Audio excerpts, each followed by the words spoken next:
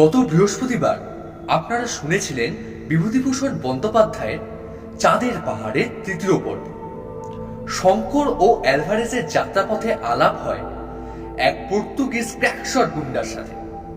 সেখানে শঙ্কর অ্যালভারেজের জন্য সেই যাত্রায় বেঁচে যায়। জঙ্গল ও পাহাড় অতিক্রম করবার সময় শঙ্কর ও অ্যালভারেজ এক অজ্ঞাত জানোয়ারের পায়ের চিহ্ন দেখতে পায় এবং গলার আওয়াজ শুনতে পায়, যেটা অ্যালভারেজের মনেও ভয় সৃষ্টি করেছিল। এক রাতে হঠাৎ শঙ্কর ও অ্যালভারেজ এক অসম্ভব ভয়ঙ্কর সুন্দর আগ্নেয়গিরির তাণ্ডবলীলা দেখতে পায়। সেই দৃশ্য দেখে তারা দুজনেই আবেগে বিস্মিত হয়ে ওঠে। তারপর চাঁদের পাহাড় চতুর্থ পর্ব।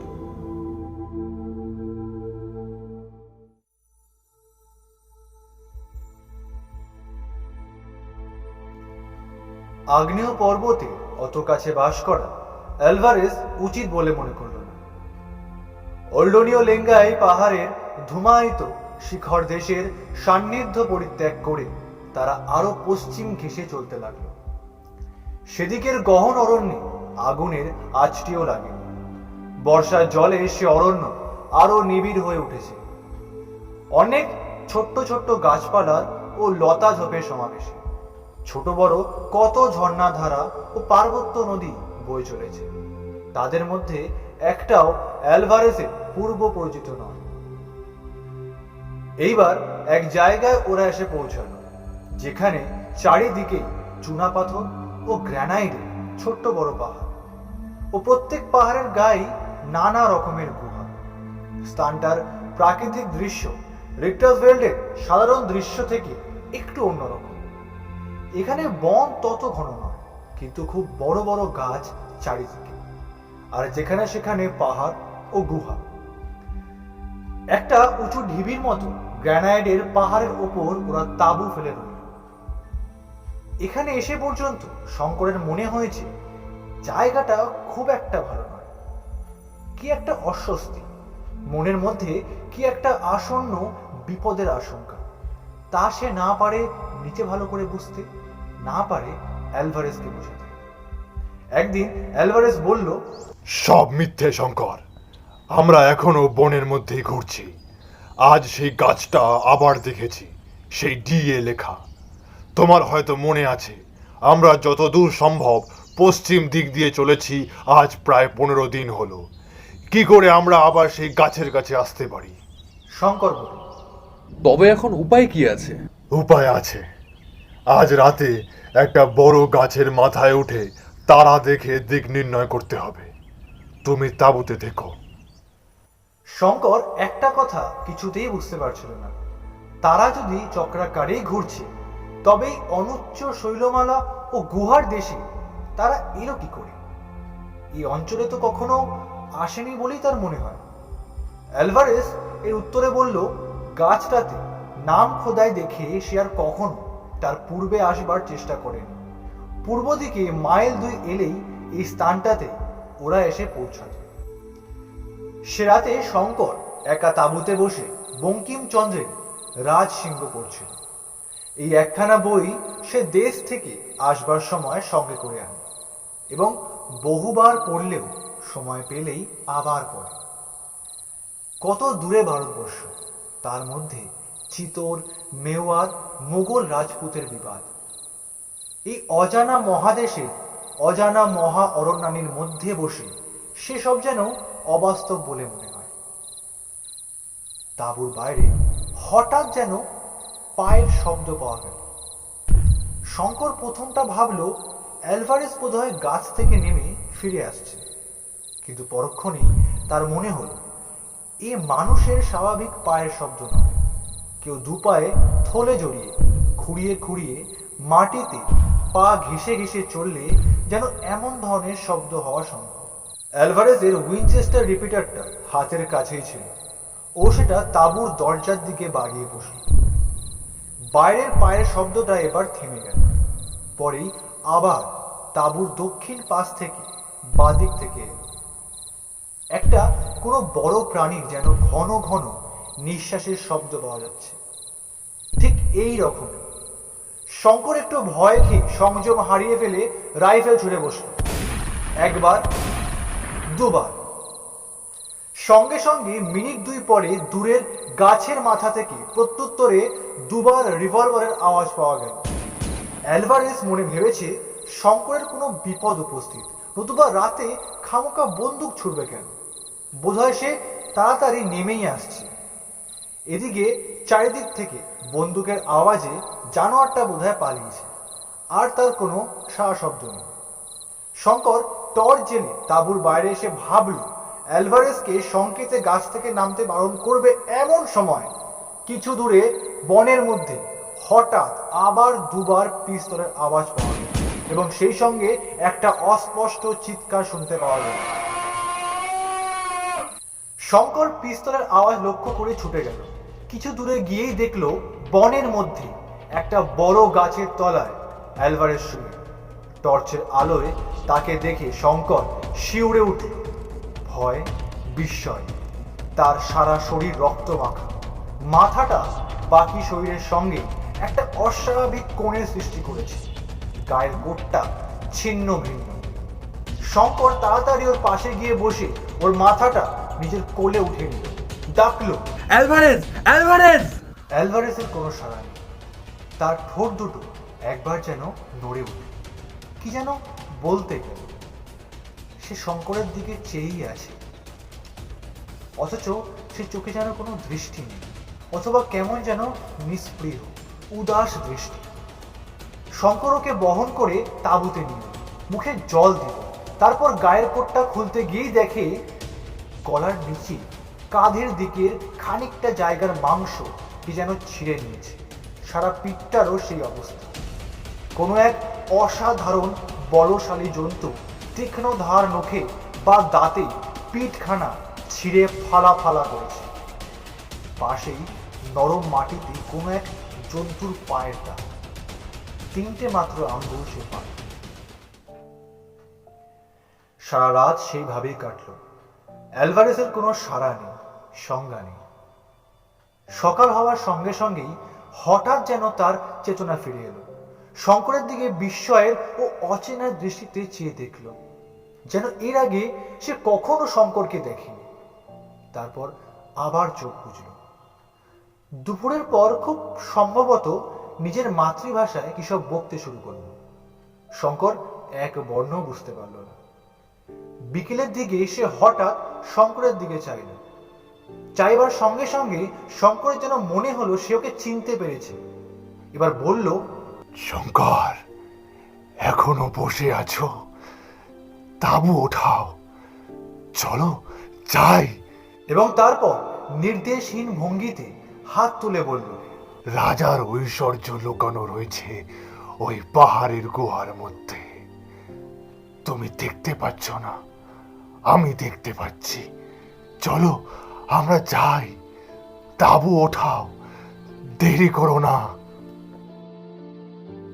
অ্যালভারেজের এই শেষ কথা। তারপর কতক্ষণ শঙ্কর স্তব্ধ হয়ে বসে রইল। সন্ধ্যা হল। একটু একটু করে সমগ্র বনানী ঘন অন্ধকারে ডুবে গেল। শঙ্করের তখন চমক ভাঙল। সে তাড়াতাড়ি উঠে আগুন জ্বালল। তারপর দুটো রাইফেলের টোটা ভরে তাঁবুর দূরের দিকে বন্দুকের নল বাগিয়ে অ্যালভারেজের মৃতদেহর পাশে একখানা শতরঞ্জির ওপর বসে রইল। তারপর সে রাতে আবার নামলো তেমনি ভীষণ বর্ষা। তাঁবুর কাপড় ফুঁড়ে জল পড়ে জিনিসপত্র সমস্ত ভিজে গেল। শঙ্কর যেন তখন কেমন একটা হয়ে গিয়েছে। তার কোনো দিকে দৃষ্টি নেই। এই কমাসে সে অ্যালভারেজকে সত্যিই ভালোবেসেছিল। তার নির্ভীকতা, তার সংকল্পে অটলতা, তার পরিশ্রম করবার অসাধারণ শক্তি, তার বীরত্ব শঙ্করকে মুগ্ধ করেছিল। সে অ্যালভারেজকে নিজের পিতার মতো ভালোবাসত। অ্যালভারেজও তাকে তেমনি স্নেহে চোখে দেখত। কিন্তু এসবের চেয়েও শঙ্করের মনে হচ্ছে বেশি যে অ্যালভারেজ মারা গেল শেষকালে সেই অজ্ঞাত জানোয়ারটার হাতে, ঠিক জিম কার্টারের মতোই।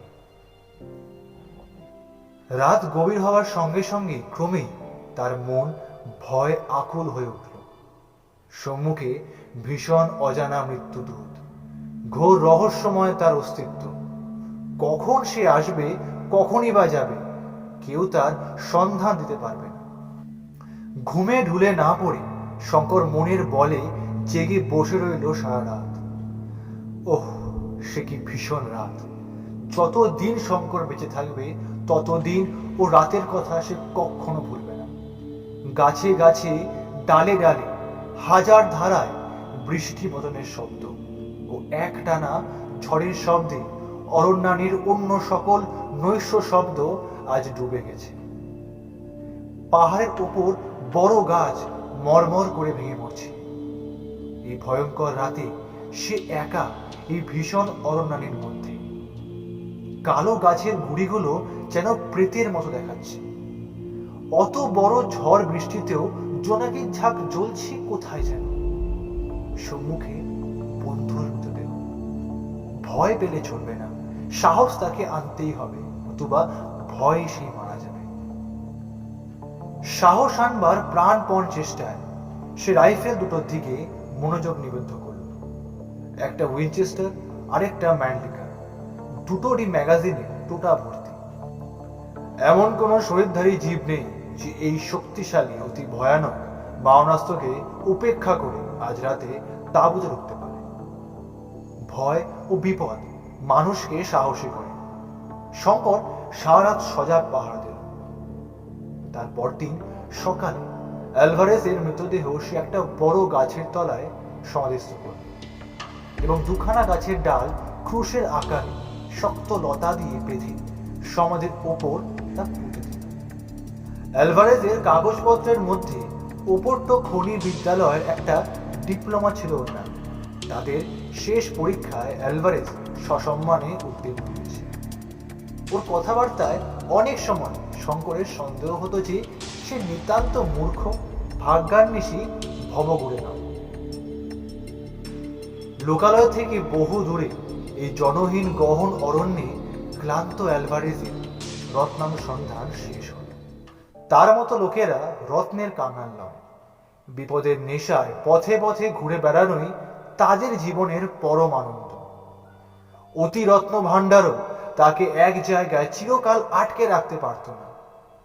দুঃসাহসিক ভবঘুরের উপযুক্ত সমাধি বটে।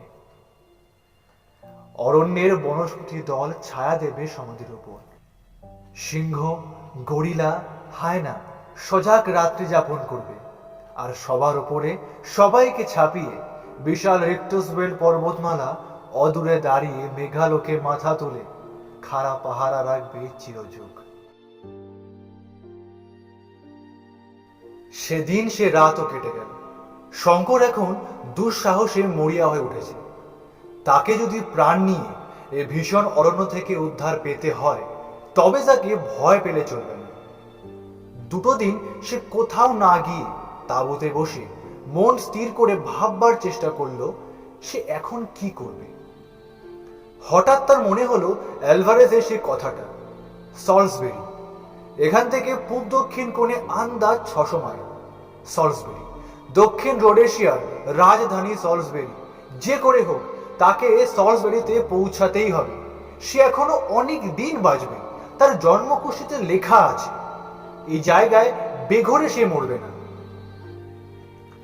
শঙ্কর ম্যাপগুলো খুব ভালো করে দেখল। পর্তুগিজ গভর্নমেন্টের ফরেস্ট সার্ভের ম্যাপ, 1873 সালের রয়্যাল মেরিন সার্ভে তৈরি উপকূলের ম্যাপ, ভ্রমণকারী স্যার ফিলিপো ডি ফিলিপির ম্যাপ, এবাদে অ্যালভারেজের হাতে আঁকা ও জিম কার্টারের সইযুক্ত একখানা জীর্ণ বিবর্ণ খসড়া নকশা। অ্যালভারেজ বেঁচে থাকতে সে এইসব ম্যাপ বুঝতে একবারও ভালো করে চেষ্টা করেনি। এখন এদের বোঝার উপর তার জীবন মরণ নির্ভর করছে। সলসবেরির সোজা রাস্তা বার করতেই হবে। এই স্থান থেকে তার অবস্থিতির ইন্দুর দিক নির্ণয় করতে হবে। রিক্টাসভেল্ড অরণ্যের এই গোলক ধারা থেকে তাকে উদ্ধার পেতেই হবে। সবই এই ম্যাপগুলির সাহায্যে। অনেক দেখবার শুনবার পরে ও বুঝতে পারল এই অরণ্য ও পর্বতমালার সম্বন্ধে কোনো ম্যাপেই বিশেষ কিছু দেওয়া নেই। এক অ্যালভারেজের ও জিম কার্টারের খসড়া ম্যাপখানা ছাড়া। তাও এত সংক্ষিপ্ত এবং তাতে এত সাংকেতিক ও গুপ্ত চিহ্ন ব্যবহার করা হয়েছে যে শঙ্করের পক্ষে তা দুর্বোধ্য। কারণ এদের সবসময় ভয় ছিল যে ম্যাপ অপরের হাতে পড়লে পাছে আর কেউ এসে ওদের ধনে ভাগ বসায়। চতুর্থ দিন শঙ্কর সে স্থান ত্যাগ করে আন্দাজ মতো পূব দিকে রওনা হলো। যাবার আগে কিছু বনের ফুলের মালা গেঁথে অ্যালভারেজের সমাধির ওপর অর্পণ করল। বুশক্রাফট বলে একটা জিনিস আছে। সুবিস্তীর্ণ বিজন গহন অরণ্যের মধ্যে ভ্রমণ করবার সময় এ বিদ্যে জানা না থাকলে বিপদ অবশ্যম্ভাবী। অ্যালভারেজের সঙ্গে এতদিন ঘোরাঘুরি করবার ফলে শঙ্কর কিছু কিছু বুশক্রাফট শিখে নিয়েছিল। তবুও তার মনে সন্দেহ হলো এই যে এই বন একা পাড়ি দেওয়ার যোগ্যতা সে কি এখনো অবধি অর্জন করেছে। শুধু ভাগ্যের ওপর নির্ভর করে তাকে চলতে হবে। ভাগ্য ভালো হয় বন পার হতে পারবে, ভাগ্য প্রসন্ন না হয় তবে মৃত্যু। দুটো তিনটে ছোট পাহাড় সে পার হয়েছিল। বন কখনো গভীর কখনো পাতলা, কিন্তু বড় বড় বনস্পতির আর শেষ নেই। শঙ্করের জানা ছিল যে দীর্ঘ এলিফ্যান্ট ঘাসের জঙ্গল এলে বুঝতে হবে যে বনের প্রান্ত সীমায় পৌঁছানো গিয়েছে। কারণ গভীর জঙ্গলে কখনো এলিফ্যান্ট বা টুসুক ঘাস জন্মায় না। এলিফ্যান্ট ঘাসের চিহ্ন নেই কোনো দিকে, শুধুই বনস্পতি আর নিচু বনঝোপ। প্রথম দিন শেষ হলো এক নিবিড়তর অরণ্যের মধ্যে। শঙ্কর জিনিসপত্র প্রায় সবই ফেলে দিয়ে এসেছিল। কেবল অ্যালভারেজের ম্যানলিকা রাইফেলটা, অনেকগুলো টোটা, জলের বোতল, টর্চ, ম্যাপগুলো, কম্পাস, ঘড়ি, একখানা কম্বল ও সামান্য কিছু ওষুধ সঙ্গে নিয়েছিল। আর নিয়েছিল একটা দড়ির দোলনা। তাঁবুটা যদিও খুব হালকা ছিল, কিন্তু তা সে বয়ে আনা অসম্ভব বিবেচনায় ফেলেই এসেছে। দুটো গাছের ডালে মাটি থেকে অনেকটা উঁচুতে সে দোলনা টানানো এবং হিংস্র জন্তুর ভয় গাছতলায় আগুন জ্বালা। দোলনায় শুয়ে বন্দুক হাতে সে জেগে রইল, কারণ ঘুম অসম্ভব। একে ভয়ানক মশা, তার উপর সন্ধ্যের পর থেকে গাছতলার কিছু দূর দিয়ে একটা চিতাবাঘ যাতায়াত শুরু করল। গভীর অন্ধকারে তার চোখ যেন জ্বলে, যেন দুটো আগুনের ভাটা। শঙ্কর টর্চের আলো ফেললে পালিয়ে যায়, আবার আধ ঘন্টা পরে ঠিক সেইখানে দাঁড়িয়ে ওর দিকে চেয়ে থাকে। শঙ্করের বেজায় ভয় হল, ঘুমিয়ে পড়লে হয়তোবা লাফ দিয়ে দোলনায় উঠে আক্রমণ করবে। চিতাবাঘ অতি ধূর্ত জানোয়ার, কাজেই সারা রাত শঙ্কর চোখের পাতা এক করতে পারল না। তার উপর চারিধারে নানা বন্য জন্তুর রব। একবার একটু তন্দ্রা এসেছিল, হঠাৎ কাছেই কোথায় একদল বালক বালিকার খিলখিল হাসির রবে তন্দ্রা ছুটে গিয়ে ও চমকে জেগে উঠল। ছেলেমেয়েরা হাসে কোথায়? এই জনমানবহীন অরণ্যে বালক বালিকাদের যাতায়াত করা বা এত রাতে হাসা তো উচিত নয়। পরক্ষণেই তার মনে পড়ল এক জাতীয় বেবুনের ডাক ঠিক ছেলেপুলের হাসির মতোই শোনায়। অ্যালভারেজ একবার গল্প করেছিল। সকালে সে গাছ থেকে নেমে রওনা হল। বৈমানিকরা যাকে বলেন ফ্লাইং ব্লাইন্ড, সে সেইভাবে বনের মধ্যে দিয়ে চলছে, সম্পূর্ণ ভাগ্যের উপর নির্ভর করে, দু চোখ বুঝে। এই দুদিন চলেই সে সম্পূর্ণভাবে দিকভ্রান্ত হয়ে পড়েছে। আর তার উত্তর দক্ষিণ পূর্ব পশ্চিম কোনো জ্ঞান নেই। সে বুঝল কোনো মহারণ্যে দিক ঠিক রেখে চলা কি কঠিন ব্যাপার। তোমার চারিপাশে সব সময় গাছে গুড়ি, অগণিত অজস্র তার লেখা ঝোঁকা নেই। তোমার মাথার উপর সব সময় ডালপালা লতা পাতায় চন্দ্রাদক। নক্ষত্র, চন্দ্র, সূর্য দৃষ্টিগোচর হয় না। সূর্যের আলোও কম, সবসময় যেন গোধূলি। ক্রোশের পর ক্রোশ যাও, ওই একই ব্যাপার। এদিকে কম্পাস অকেজো, কি করি বা দিক ঠিক রাখা যায়।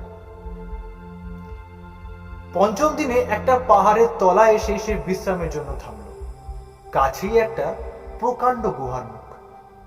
একটা ক্ষীণ জলস্রোত গুহার ভেতর থেকে বেরিয়ে বনের মধ্যে একে বেঁকে অদৃশ্য হয়েছে। অত বড় গুহা কখনো না দেখার দরুন একটা কৌতূহলের বশবর্তী হয়ে সে জিনিসপত্র বাইরে রেখে গুহার মধ্যে ঢুকল। গুহার মুখে খানিকটা আলো, ভেতরে বড় অন্ধকার। টর্চ জেলে সন্তর্পণে অগ্রসর হয়ে সে ক্রমশ এমন এক জায়গায় এসে পৌঁছালো যেখানে ডাইনে বায়ে আর দুটো মুখ। ওপরের দিকে টর্চ উঠিয়ে দেখলো ছাদটা অনেকটা উঁচু। সাদা শক্ত নুনের মতো ক্যালসিয়াম কার্বনেটের সরু মোটা ঝুড়ি ছাদ থেকে ঝাড় লন্ডনের মতোই ঝুলছে। গুহার দেয়ালগুলো ভিজে, গা বেয়ে অনেক জায়গায় জল খুব ক্ষীণ ধারায় ঝরে পড়ছে। শঙ্কর ডাইনের গুহায় ঢুকল। সেটা ঢুকবার সময় সরু, কিন্তু ক্রমশ প্রশস্ত হয়ে গিয়েছে। পায়ে পাথর নয়, ভিজে মাটি। টর্চের আলোয় ওর মনে হলো গুহাটা ত্রিভুজাকৃতি। ত্রিভুজের ভূমির এক কোণে আর একটা গুহামুখ।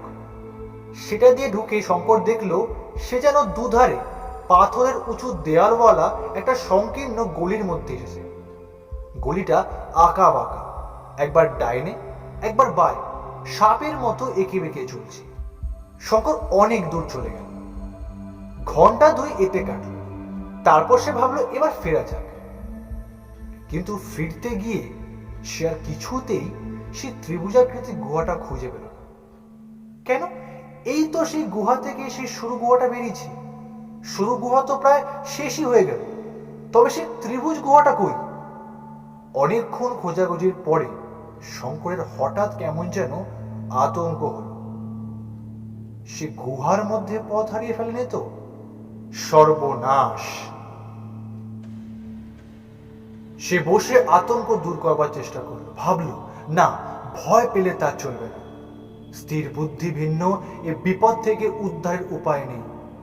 মনে পড়ল অ্যালভারেজ তাকে বলে দিয়েছিল অপরিচিত স্থানে বেশি দূর অগ্রসর হবার সময় পথের পাশে সে যেন কোনো চিহ্ন রেখে যায়, যাতে আবার সেই চিহ্ন ধরে ফিরতে পারে। এই উপদেশ সে ভুলে গিয়েছে। এখন উপায়? টর্চের আলো জ্বালতে তার আর ভরসা হচ্ছে না। যদি ব্যাটারি ফুরিয়ে যায় তবে সে নিরুপায়। গুহার মধ্যে অন্ধকার সূচিবেদ্ধ। সে দুর্নিবীক্ষ অন্ধকারে এক পা অগ্রসর হওয়া অসম্ভব। পথ খুঁজে বার করা তো অনেক দূরের কথা। সারাদিন কেটে গেল। ঘড়িতে সন্ধ্যে 7টা। এদিকে টর্চের আলো রাঙা হয়ে আসছে। ভীষণ গুমট গরম গুহার মধ্যে। তাছাড়া পানীয় জল নেই। পাথরের দেওয়াল বেয়ে যে জল চুয়ে পড়ছে তা আস্বাদ কষা, খার, ঈষৎ লোনা। তার পরিমাণও বেশি নয়। জিভ দিয়ে চেটে খেতে হয় দেয়ালের গা থেকে।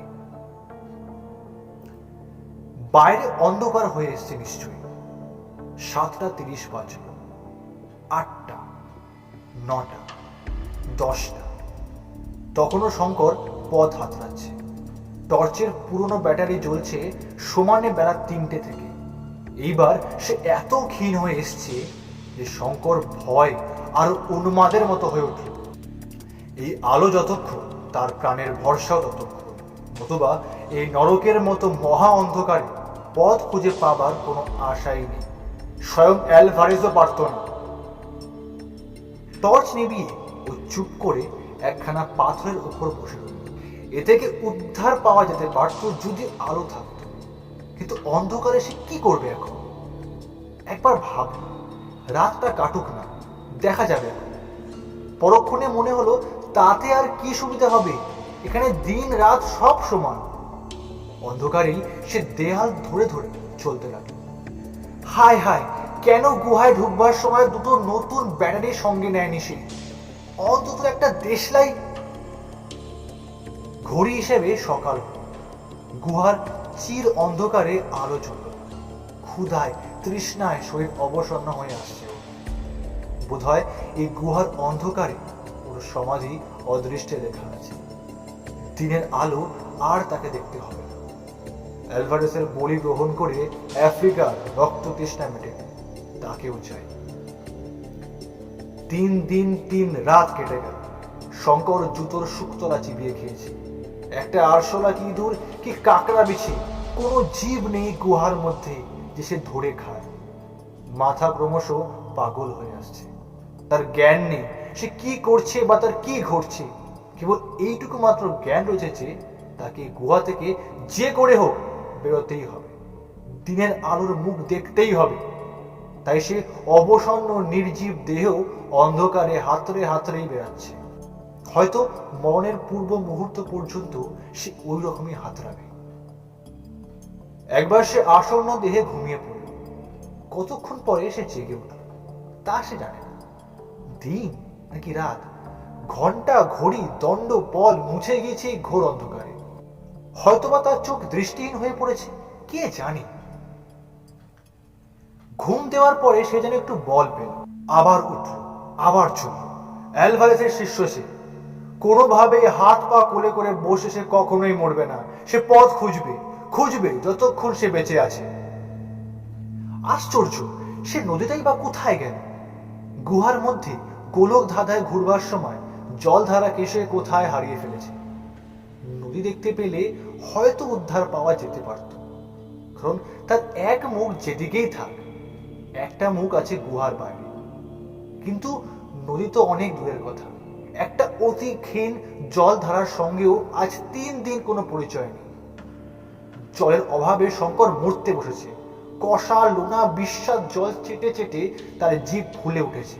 তৃষ্ণা তাতে বাড়ছে ছাড়া কম নয়। পাথরের দেওয়াল হাতড়ে শঙ্কর খুঁজতে লাগলো। ভিজে দেওয়ালের গায়ে কোথাও শ্যাওলা জমেছে কিনা, খেয়ে প্রাণ বাঁচবে। না, তাও নেই। পাথরের দেওয়াল সর্বত্র অনাবৃত। মাঝে মাঝে ক্যালসিয়াম কার্বনেটের পাতলা স্বর পড়েছে। একটা ব্যাঙের ছাতা কি শ্যাওলা জাতীয় কোনো উদ্ভিদও নেই। সূর্যের আলোর অভাবে উদ্ভিদ এখানে বাঁচতে পারে না। আরো একদিন কেটে গেল, রাত এলো। এত ঘোরাঘুরি করেও কিছু সুবিধা হচ্ছে বলে তা বোধ হয় না। ওর মনে হতাশা ঘনিয়ে এসেছে।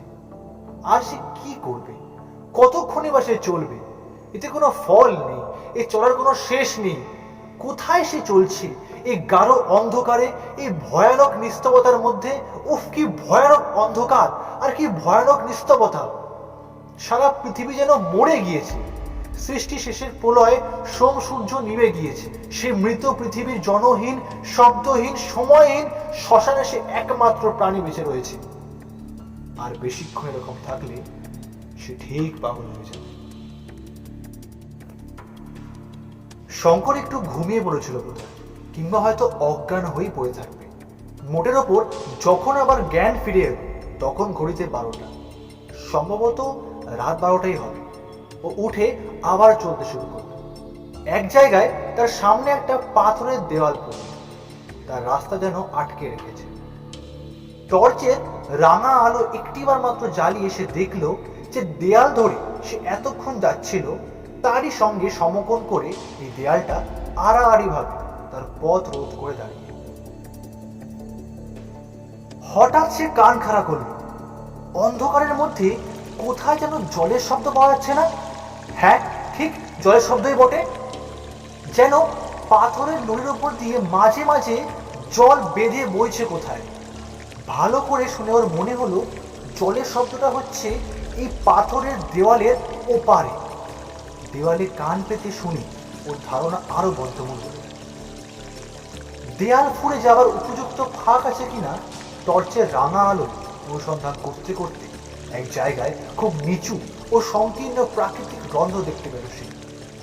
সেখান দিয়ে হামাগুড়ি দিয়ে অনেকটা এগিয়ে হাতে জল ঢেকে সন্তর্পণে ওপরের দিকে হাত দিয়ে বুঝল সেখানে দাঁড়ানো যেতে পারে। দাঁড়িয়ে উঠে ঘন অন্ধকারের মধ্যে কয়েক পা যেতেই স্রোতযুক্ত বরফের মতো ঠান্ডা জলে পায়ের পাতা ডুবে গেল। ঘন অন্ধকারের মধ্যেই নিচু হয়ে ও প্রাণ ভরে ঠান্ডা জল পান করে নিল। তারপর টর্চের ক্ষীণ আলোয় জলের স্রোতের গতি লক্ষ্য করল। এ ধরনের স্রোতের উজান দিকে গুহার মুখ খুব একটা হয় না।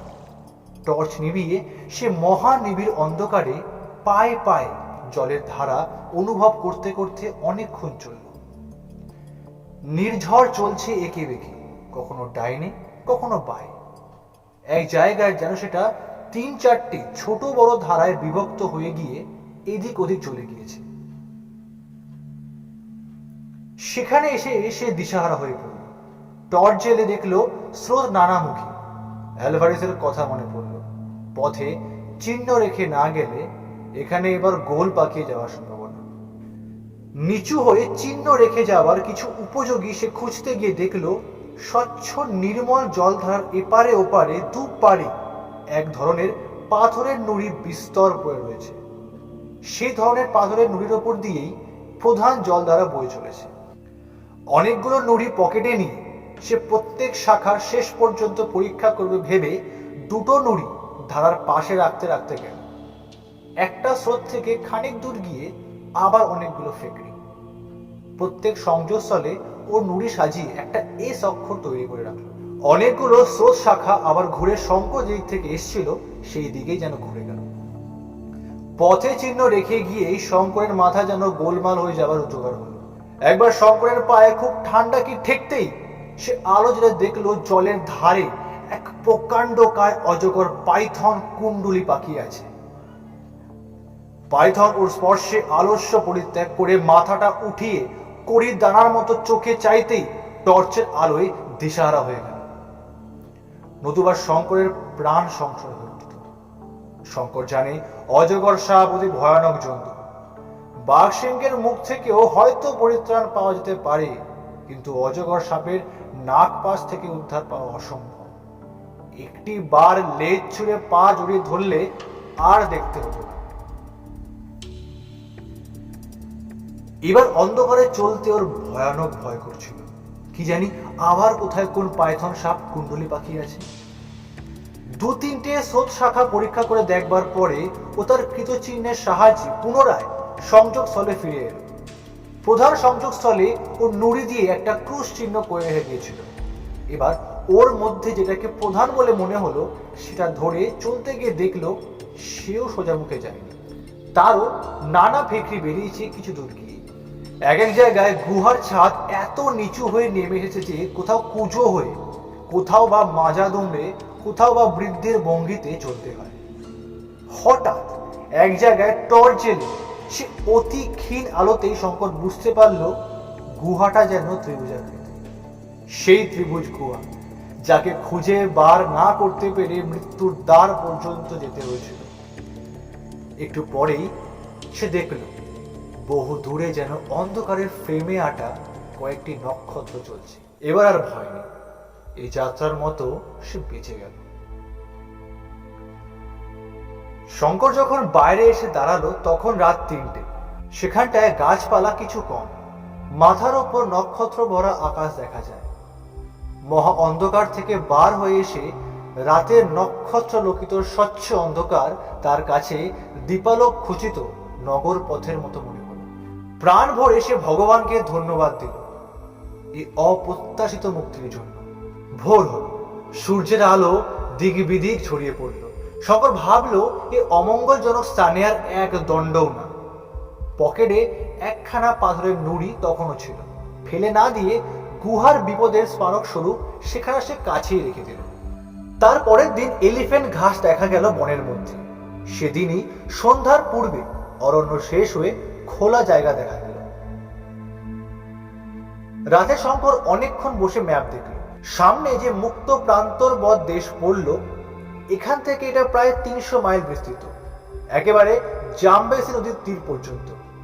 এই ৩০০ মাইলের খানিকটা পড়েছে বিখ্যাত কালাহারি মরুভূমির মধ্যে, প্রায় ১৭৫ মাইল অতি ভীষণ জনমানবহীন জলহীন পথহীন মরুভূমি। মিলিটারি ম্যাপ থেকে অ্যালভারেজ নোট করেছে যে এই অঞ্চলের উত্তর পূর্ব কোণ লক্ষ্য করে একটি বিশেষ পথ ধরে না গেলে মাঝামাঝি পার হতে যাওয়ার মানেই মৃত্যু। ম্যাপের নাম দিয়েছে তৃষ্ণার দেশ। রোডেশিয়া পৌঁছতে পারলে অনেকটা সহজে উঠবে, কারণ সেসব স্থানে মানুষ আছে। শঙ্কর এখানে অত্যন্ত সাহসের পরিচয় দিল। পথের এই ভয়ানক অবস্থা জেনে শুনেও সে দমে গেল না, হাত পা হারা হয়ে পড়ল না। এই পথে অ্যালভারেজ একা গিয়ে সলসবেরি থেকে টোটা ও খাবার কিনে আনবে বলেছিল। ৬২ বছরের বৃদ্ধ যা পারে বলে স্থির করেছিল সে তা থেকে পিছিয়ে যাবে। কিন্তু সাহস ও নির্ভীকতা এক জিনিস, জ্ঞান ও অভিজ্ঞতা সম্পূর্ণ অন্য জিনিস। ম্যাপ দেখে গন্তব্যস্থানের দিক নির্ণয় করার ক্ষমতা শঙ্করের ছিল না। সে দেখলো ম্যাপে সে কিছুই বোঝে না। মিলিটারি ম্যাপগুলোতে দুটো মনোমধ্যস্থ কূপের অবস্থান স্থানের ল্যাটিটিউড লঙ্গিটিউড দেওয়া আছে। ম্যাগনেটিক নর্থ আর ট্রু নর্থ ঘটিত কি একটা গোলমেলে অঙ্ক কষে বার করতো অ্যালভারেজ। শঙ্কর দেখেছে কিন্তু শিখে নেয়। তাহলে অদৃষ্টের ওপর নির্ভর করা ছাড়া আর কোনো উপায় নেই তার। অদৃষ্টের ওপর নির্ভর করে শঙ্করের দুস্তর মরুভূমিতে পাড়ি দিতে প্রস্তুত হলো। ফলে দুদিন যেতে না যেতেই শঙ্কর সম্পূর্ণ দিকভ্রান্ত হয়ে পড়ল। ম্যাপ দৃষ্টে যে কোনো অভিজ্ঞ লোক যে জলাশয় চোখ বুঝে খুঁজে বার করতে পারত, শঙ্কর তার 3 মাইল উত্তর দিয়ে চলে এলো। তখন তার জল ফুরিয়ে এসেছে। নতুন পানীয় জল সংগ্রহ করে না নিলে জীবন বিপদাপন্ন হবে। প্রথমত শুধু প্রান্তর আর পাহাড়, ক্যাকটাস ও ইউফোরবিয়ার বন, মাঝে মাঝে গ্রানাইটের স্তূপ। তারপর কি ভীষণ কষ্টে সেই পথ চলা। খাদ্য নেই, জল নেই, পথ ঠিক নেই, মানুষের মুখ দেখা নেই। দিনের পর দিন শুধু সুদূর শূন্য লক্ষ্য করে সে হতাশ পথযাত্রা। মাথার ওপর আগুনের মতো সূর্য, পায়ের নিচের বালি পাথর যেন জ্বলন্ত অঙ্গার। সূর্য উঠছে, অস্ত যাচ্ছে, নক্ষত্র উঠছে, চাঁদ উঠছে, আবার অস্ত যাচ্ছে। মরুভূমির গিরগিটি একঘেয়ে ডাকছে, ঝিঝি পোকা ডাকছে সন্ধ্যায়, গভীর নিশীথে। মাইল লেখা কোনো পাথর নেই। কত মাইল অতিক্রম করা হলো তার হিসেব নেই। খাদ্য দু একটা পাখি, কখনো বা মরুভূমির বুজার শকুনি, যার মাংস জঠর ও বিস্বাদ। এমনকি একদিন একটা পাহাড়ি বিষাক্ত কাঁকড়া বিছে, যার দংশনে মৃত্যু, তাও যেন পরম সুখাদ্য। মিললে মহা সৌভাগ্য। দুদিন ঘোর তৃষ্ণায় কষ্ট পাওয়ার পরে পাহাড়ের ফাটলে একটা জলাশয় পাওয়া গেল। কিন্তু জলের চেহারা লাল, কতকগুলো কি পোকা ভাসছে জলে। ডাঙায় একটা কি জন্তু মরে পচে ঢোল হয়ে আছে। সেই জলই আখণ্ড পান করে শঙ্কর প্রাণ বাঁচালো। দিনের পর দিন কাটছে, মাস গেল কি সপ্তাহ গেল কি বছর গেল, শঙ্করের তার হিসাব নেই। শঙ্কর রোগা হয়ে গিয়েছে, শুকিয়ে। কোথায় চলছে তার কিছুই ঠিক নেই। শুধু সামনের দিকে যেতে হবে এই সে জানে। সামনের দিকেই ভারতবর্ষ, বাংলাদেশ। তারপর পড়ল আসল মরুভূমি, কালাহারি মরুভূমির এক অংশ। দূর থেকে তার চেহারা দেখে শঙ্কর ভয়ে শিউরে উঠল। মানুষই কি পার হতে পারে এই অগ্নিদগ্ধ প্রান্তর? শুধুই বালির পাহাড়, তাম্রাভ কটা বালির সমুদ্র, ধুধু করে যেন জ্বলছে দুপুরের রোদে। মরুর কিনারায় প্রথম দিনেই ছায়ায় 127 ডিগ্রি উত্তাপ উঠল থার্মোমিটারে। ম্যাপে বারবার লিখে দিয়েছে, উত্তর পূর্ব কোণ ঘেঁষে ছাড়া কেউ এই মরুভূমি মাঝামাঝি পার হতে যাবে না, গেলেই মৃত্যু। কারণ সেখানে জল একদম নেই। জল যে উত্তর পূর্ব ধারে আছে তাও নয়, তবে 30 মাইল, 70 মাইল ও 90 মাইলের ব্যবধানে 3টি স্বাভাবিক উনুই আছে, যাতে জল পাওয়া যায়।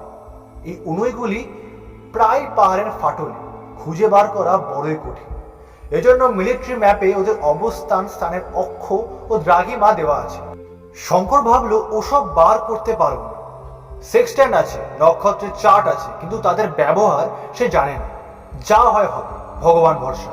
তবে যতদূর সম্ভব উত্তর পূর্ব কোণ ঘেঁষে যাওয়ার চেষ্টা সে করল। তৃতীয় দিনে নিতান্ত দৈব বলে সে একটা উনুই দেখতে পেল। জল কাদা গোলা, আগুনের মতো গরম, কিন্তু তাই তখন অমৃতের মতো দুর্লভ।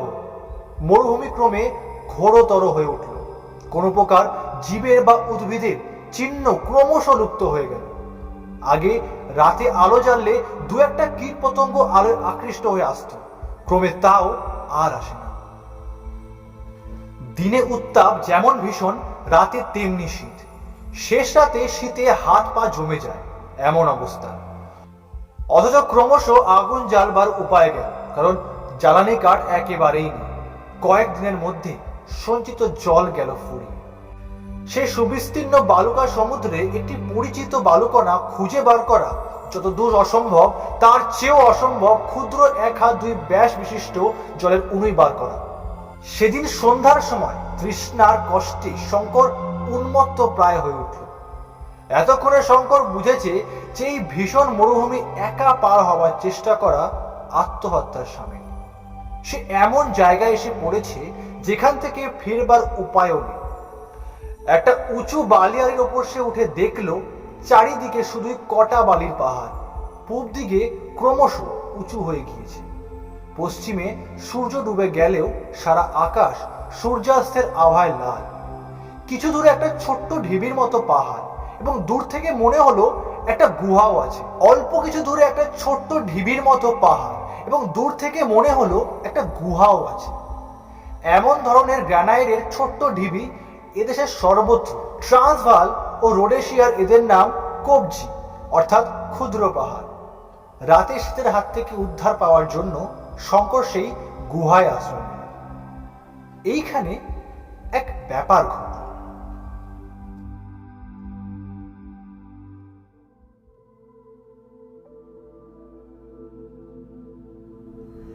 এতক্ষণ আপনারা শুনছিলেন বিভূতিভূষণ বন্দ্যোপাধ্যায়ের চাঁদের পাহাড়ের চতুর্থ পর্ব।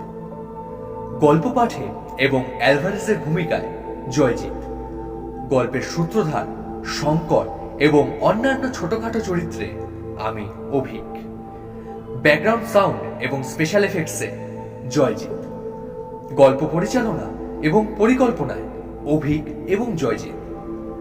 আগামী বৃহস্পতিবার আমরা আবার আসব বিভূতিভূষণ বন্দ্যোপাধ্যায় চাঁদের পাহাড়ের পঞ্চম এবং শেষ পর্ব নিয়ে, ঠিক সন্ধ্যে 7টায়, শুধুমাত্র রাতের রেডিও ইউটিউব চ্যানেলে।